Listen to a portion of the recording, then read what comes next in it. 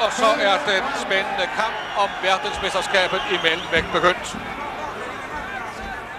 Det er Tom Bogs til højre. Tom Bogs er et af Danmarks største boksenavne nogensinde, og VM-kampen i 1972 i Idrætsparken i København mod Carlos Monzon fra Argentina er hans mest berømte kamp. Det er uhyre vigtigt, hvordan Tom Bogs kommer ind i kampen. Den regerende verdensmester i mellemvægt var dog for stor en mundfuld for den dengang 27-årige dansker, der blev stoppet i 5. omgang.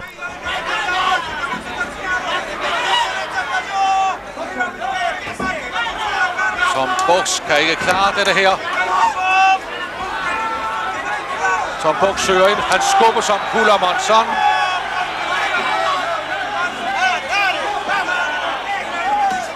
Der er 25 sekunder igen af omgangen. Og så er Tom Bogs i gulvet. Der er 15 sekunder. Han er oppe. Kampen er slut.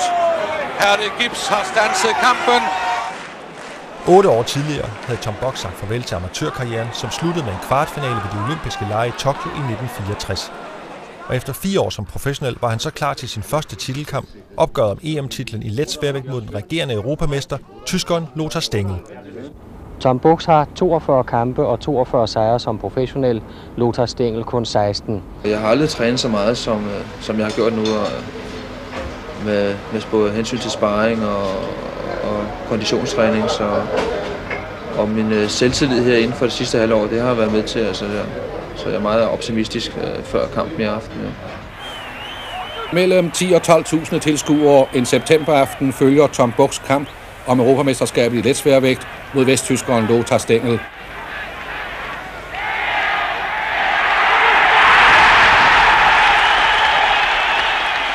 Tom Bogs var klasser bedre end Lothar Stengel og vandt kampen helt uden problemer. Allerede inden første omgang var forbi, kunne Tom Bogs kalde sig europamester for første gang.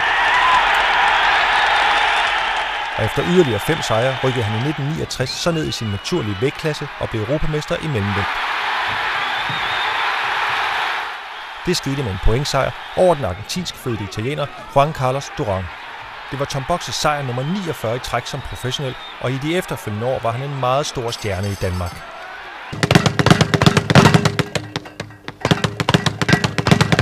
I 1970 led han så sit første nederlag mod den amerikanske veteran og tidligere verdensmester Emil Griffith.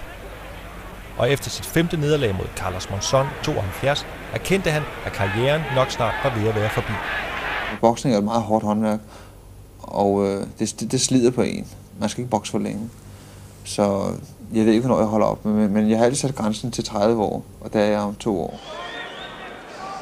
I marts 1974 boksede han sin sidste titelkamp, en kamp om europamesterskabet mod briten John Conti, og den var han faktisk tæt på at vinde. På knockout allerede i første omgang. Men desværre for Tom Bogs kom John Conti på benene igen, og i de efterfølgende omgange var det ham, der fik overtaget. Og da 7. omgang skulle i gang, var Tom Bogs ikke i stand til at bokse videre.